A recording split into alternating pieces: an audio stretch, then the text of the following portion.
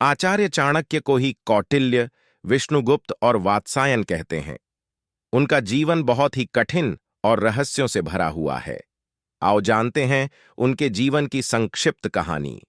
मगध के सीमावर्ती नगर में एक साधारण ब्राह्मण आचार्य चणक रहते थे।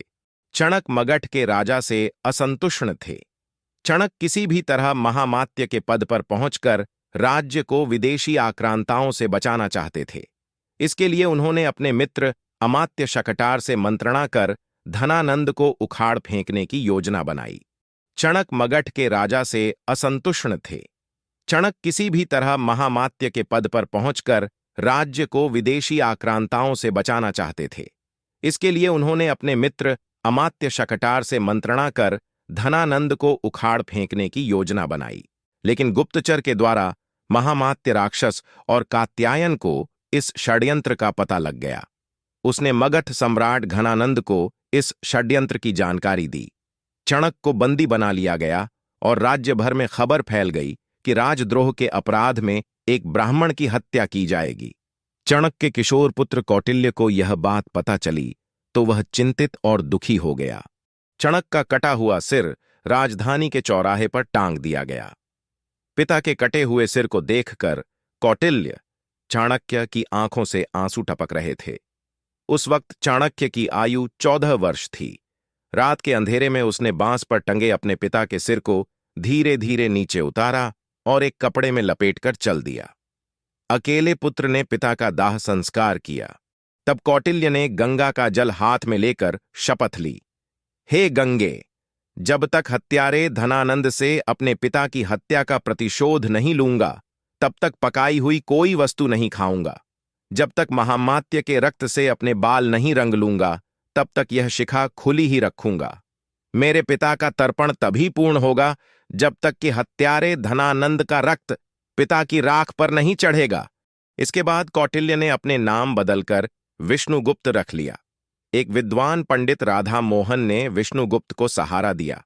राधा मोहन ने विष्णुगुप्त की प्रतिभा को पहचाना और उन्हें तक्षशिला विश्वविद्यालय में दाखिला दिलवा दिया। यह विष्णुगुप्त अर्थात चाणक्य के जीवन की एक नई शुरुआत थी। तक्षशिला में चाणक्य ने न केवल छात्र, एक बार विष्णुगुप्त भरी सभा में पहुंच गए। चाणक्य ने उस दरबार में क्रोधवश ही अपना परिचय तक्षशिला के आचार्य के रूप में दिया और राज्य के प्रति अपनी चिंता व्यक्त की। उन्होंने यूनानी आक्रमण की बात भी बताई और शंका जाहिर की कि यूनानी हमारे राज्य पर भी आक्रमण करने वाला है। इस दौरान उन्होंने राजा धनानंद को खूब खरी खोटी सुनाई और कहा कि मेरे राज्य को बचा लो महाराज। लेकिन भरी सभा में आचार्य चाणक्य का अपमान हुआ, उपहास उड़ाया गया। बाद में चाणक्य फिर से शकटार से मिलते हैं और तब शकटार बताते हैं कि राज्य में कई असंतोषी पुरुष और समाज है। उनमें से एक है चंद्रगुप्त। चंद्रगुप्त मुरा का पुत्र है। किसी संदेह के कारण धनानंद ने मुरा को जंगल में रहने के लिए विवश कर दिया था। अगले दिन शकटार और चाणक्य ज्योतिष का वेश धरकर उस जंगल में पहुंच गए जहां मुरा रहती थी और जिस जंगल में अत्यंत ही भोले भाले लेकिन लड़ाकू प्रवृत्ति के आदिवासी और वनवासी जाति के लोग रहते थे। वहां चाणक्य ने चंद्रगुप्त को राजा का एक खेल खेलते हुए देखा। तब चाणक्य ने चंद्रगुप्त को अपने जीवन का लक्ष्य बना लिया और फिर शुरू हुआ चाणक्य का एक और नया जीवन।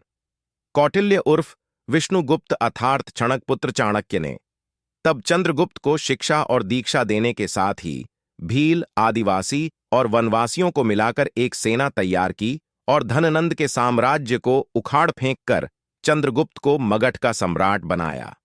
बाद में चंद्रगुप्त के साथ ही उसके पुत्र बिंदुसार और पौत्र सम्राट अशोक को भी चाणक्य ने महामंत्री पद पर रहकर मार्गदर्शन दिया।